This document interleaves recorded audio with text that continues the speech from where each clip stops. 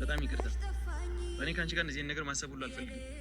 በቃ እኔ ጓደኛዬ እንድትሆኚ ብቻ ነበር የፈለኩት። በጣም ይቅርታ አድርጊልኝ። እንደዚህ ነገር ስለተፈጠረብሽ በጣም ይቅርታ። ምንድን ነው? እሺ ቆይ እኔ ምን ላድርግሽ? እንድትወደኝ ምን ላድርግሽ? የአቡ ዛሬ ፕራንክ ተሰርቷል ትላላችሁ እና እንዴት ነው ነገሩ? ባካችሁ ይቺ ልጅ ደግሞ ትናንትና ስትመጣ ምንም አትመስልም ነበር። ዛሬ ደግሞ አበባ መስላ መጣለች። ሰማ ምንድን ነው ነገሩ? እነዚህ ዩቱበሮች እንደው ወንድና ሴት ሆነው ጥንድ ሆነው ሲሰሩ ነው እንደ መልካቸው እየወጣ የሚመጣው። እንዴት ነው እናንተ? እኛ የምንስራ እንዴ? አሰላሙ አለይኩም ወራህመቱላሂ ወበረካቱ። ወዲና የተከበራችሁ የቻናል ቤተሰቦች እንዴት ናችሁ? ደህና ናችሁ ወይ? እኔ አልሐምዱሊላህ። ለቻናል አዲስ ከሆናችሁ ላይክ፣ ሼር፣ ሰብ እያደረጋችሁ አበረታቱኝ።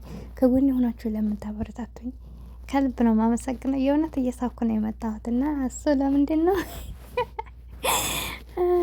ምን አለ መሰላችሁ የሰው ልጅ ማለት ነው እውነት ብዙ ጊዜ ከአይነ ፍቅርና ከመላመድ ማንኛው ነው ከባዱ ፍቅር ይባላል። እና የአይነ ፍቅር በእርግጥ ከባድ ሊሆን ይችላል። ነገር ግን ደግሞ ሰው ልጅ ስትላመዱት መቼም ቢሆን ትሸነፋላችሁ። እና ብዙ ልጆች በቃ በእህትና ወንድም እያሉ ይመጣሉ፣ ከዛ በፍቅር ይወድቃሉ። መጨረሻው አያምር ደግሞ ታውቃላችሁ። እንግዲህ ያው ህገ ወጥ ማለት እኮ ነው፣ ህገ ወጥ ግንኙነት ማለት ነው። እንግዲህ ያለ ጋብቻ የሚደረጉ ነገሮች ታውቃላችሁ።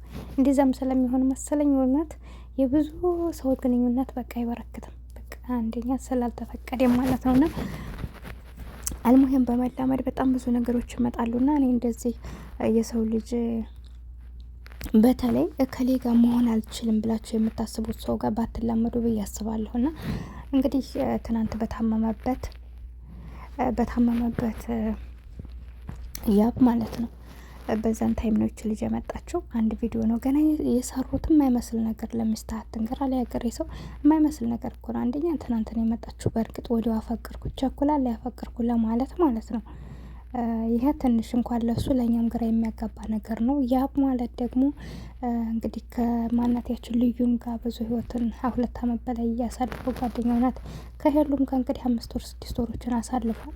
ስለዚህ በዚህ መልኩ እንግዲህ ከሁለታቸውም ጋር የተለያየበት የራሱ ምክንያት ይኖረዋል። አሁን ላይ ለእንደዚህ አይነት ነገር እሷ በአንድ ቀን ውስጥ ይህን ጥያቄ ጠይቅ ይቀበለኝ እንደማይቀበላት ታውቃለኝና ብቻ ፕራንክ ጥሩ ነው ትላላችሁ። ለማንኛውም በመጀመሪያ ያብ በዚህ ልክ ፈገግ ብሎ መጥቶ ስላየሁት የሆነ ደስ ብሎኛል። ለምንድን ነው እንግዲህ ከሄሉ ጋር ከተለያየ ወዲህ በሽታ ውስጥ አሞት ነበር። ከዛ ደግሞ ከህመሙ አገግሞ ባለፈው አሞት ሳላይታችኋል ጥቁርቁር ብሎ ነበርና አሁን ደግሞ በቃ እንደዚህ አይነት ነገሮች ሲመጣ ፈገግ ብሎ ነው የመጣው። በጣም ደስ ይላል። በመቀጠል ደግሞ ሄሉም የራሷን ህይወት እዛ በደስታ እየኖረች ስለሆነ ስለዚህ በቃ የሰው ልጅ መኳን ያልቻለ ሰው በሰላም ተለያይቶ ያንም ሰው ህይወቱ ሲያምርለት የዚህኛውም ሲያምር በቃ ደስ ይላቸዋልና እንግዲህ ሁለታቸው የሚመርላቸው እሱም እንግዲህ ያው ፈገግ እያለ እየመጣ ነው። ከሚዲያ ሊርቅ ነበረ። በእህቱም ግፊት ወደ ሚዲያ እንዲመጣ ሆኗል። አያችሁት አይደል? ሴት እህት እኮ የእናት ምትክ ናትና እህቱን ሳራዴን ቀላልፍም እንዲመጣ አድርጋ ባለፈው የሆነች ልጅ አንጥታ ነበር። እሷ ጋር የሚኮሆኑ አልሆነም። ትናንት ደግሞ ያችን አመጣኝ። እችኛቱ ደግሞ እንግዲህ ካላስ ትናንት እንትናሉ ዛሬም ቀጥለዋል። ጭራሽ እያማረባት ነው የመጣችውና እርግጠኛ ነኝ በቃ ሄዱበት ትላላችሁ። እስከ መጨረሻው ይሰራሉ ብዬ ተስፋ አደርጋለሁ ከሷ ጋር እና ያቦ እንግዲህ የነበረውን ሁኔታ አይታችኋል። ያብ በነገራችን ላይ ብዙ ጊዜ ነገሮች ሲናገር ከልቡ ነውና ደንግጧል። ያው አሁን መጥታ አፈቀርኩ ብትለው አስባችሁታል። በዛ ላይ ደግሞ እሱ ፍላጎት ላይ ኖረው ይችላል። ወንድ ልጅ ደግሞ ከወደ እነሱ ካልመጣ እኛ ሴቶች ጠይቀናቸው በጣም ነው የሚከብዳቸው። ሀታ የሚወዷቸው ቢሆኑ ራሱ ከኛ ከወጣ በጣም ነው የሚደብራቸው። ለምን እንደሆነ አላውቅም። ለእናንተ ያላቸው ቦታ ዝቅ ይላል። የመናቅ ባህሪ ያለባቸውና እኔ የሆነ እንትን አይቼ ነበርና እሱ እኮ ማለት ነው ወደ እሷ ሲሄድ መናገር እንኳን ፈርቶ ማለት ነው በቃ አሁን እንደው እምቢ ብትለኝ እሳ ሂጅ ልጠይቃት ምናምን፣ ግን እምቢ ብትለኝ እሳ መልሷ ምን ልሆን ነው? ከዛ በኋላ የሚመጣብኝን አክት አላውቅምና በቃ በጣም እየተንቀጠቀጠ ነው። ለጓደኛው ደውሎ አሁን ሂጅ ጠይቂያት እምቢ ብትለኝ ምን አይነት ስሜት ነው የሚሰማኝ? ከዛ ወዲያስ ምንድነው ተስፋዬ እያለ በጣም ነው የደነገጠው። አሁን ልጠይቃት አልጠይቃት እያላልኳችሁ ሲሄድ ድረስ ሲል ካሷ እወድሃለሁ ትለዋለህ ያልኳችሁ አላ እኔ ነው አላ አዎ አንተና ላይ እሱ ልጠይቃት ነው የመጣው። እንግዲህ እሷ እወድሃለሁ ስላለችው ብቻ እረ ተሳስተሻል ጭራሽ እንዴት ታስቢዋለሽ ብሎ አልኳችሁ ተመልሶ። ከዛ እሷ ትቷት እየሄደ ዝውር ስትል እሷ ሌላ የሚፈልጋት ሰው ነበረና ከዛ ያንኛውን እቅፍ አድርጓት ይዟት ሲሄድ እየታረቀው እንዲወረር አላልኳቸው ደውሎ እወድሃለሁ እኮ አለችኝ።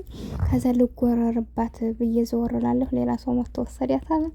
እና ወንድ ልጅ ማለት በዚህ ደረጃ ነው። በቃ እነሱ እንደሚፈልጓቸው እያወቁ ከእናንተ በላይ ሌላ ለእነሱ በህይወታቸው ሰው እንደሌለ እያወቁ ግን ከወደ እናንተ አፍ እንደምትወዳቸው ካዩ እየወደዷቸው ራሱ ለመኩራት ይሞክራሉ።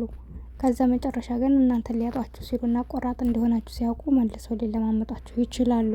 እና ወንድ ላይ በቃ በዚህ ደረጃ ናቸው። ምን ለማለት ፈልጌ ነው? ያው የፍቅር ጥያቄ ባህላችንም ከበፊት እንደዚህ ሆኖ አሁንም ቢሆን ብዙ ሴቶች እየተጫወቱባቸው ያሉት ሴት ላይ ካፏ ስታወጣ ነው። እንዳልኳቸው ፍቅራቸው ይጠፋባቸዋል። እናንተ እንደወደዳችኋቸው ካወቁ አትውደዱ አይደለም፣ ግን ደግሞ በጣም ማሳወቅ የለባቸውም። ከወደ እሱ ሊመጣ የሚችሉ ጥያቄዎችን እስኪ ጠይቁ፣ ተረጋጉ። የእናንተ ያለው ነገር የትም አይሄድም። እናንተ ስለጠየቃችኋቸው የእናንተ ሊሆኑ አይችሉም። እናንተም ዝም ስላላችሁ ደግሞ የእናንተ የማይሆኑበት ምክንያት የለም። የተጻፈው ከላይ ነው፣ ብሮ ደርቋል ትላላችሁ። ማንኛውም ነገር አላህ የጻፈው ነው የሚሆነው።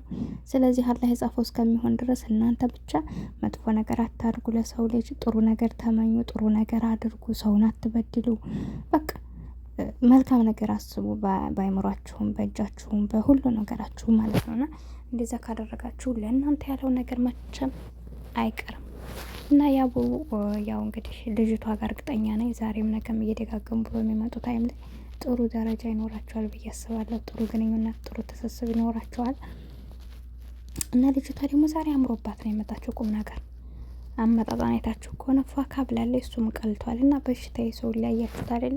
ከምንም በላይ የሰው ልጅ በሽታ ነው ከሰው በታይ የሚያረጋችሁና አላህ ጤናችሁን ይስጣችሁ። ለሁላችሁም አላህ ጤናችንን ይስጠና። ምንም አይኖራችሁ ጤና ካላችሁ እናንተ ሀብታም ናችሁና። ብዙ ሰው ግን ጤና እያለው ሌላ ነገር የጎደለውን እያየ አላህን ያማርራል። ግን ብናቀበት የሰው ልጅ ዋናው ጤና ነው ከምንም በላይ። እና ወዳችኋለሁ፣ አከብራችኋለሁ። ቻናሌን ላይክ ተባርኩልኝ። በቀጣይ ቪዲዮ እስክንገናኝ አሰላሙ አለይኩም ወረህመቱላህ ወበረካቱ። ላይክ አትርሱ።